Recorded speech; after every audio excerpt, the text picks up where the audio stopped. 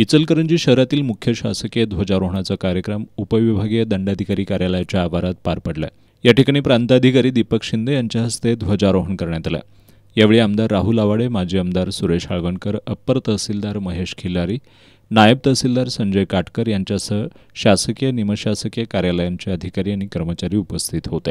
Upper police अधीक्षक गडिंग्लज विभागीय कार्यालयात अप्पर पोलीस अधीक्षक अण्णासाहेब जाधव यांच्या हस्ते ध्वजारोहण करण्यात आलं. इचलकरंजी महानगरपालिकेच्या वतीनं राजाराम स्टेडियमवर ध्वजारोहण समारंभ आयोजित करण्यात आला होता.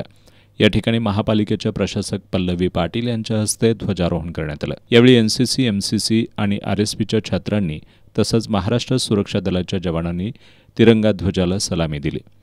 यानंतर हर घर तिरंगा या उपक्रमांतर्गत स्वातंत्र्य सैनिक आणि त्यांच्या कुटुंबियांचा सन्मान करण्यात आला.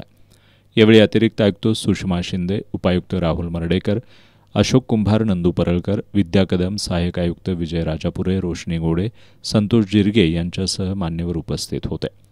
शहरातील सर्व राजकीय पक्ष आणि सामाजिक संघटनांनी आपापल्या कार्यालयांच्या आवारामध्ये ध्वजारोहण करत स्वातंत्र्य दिन साजरा केला.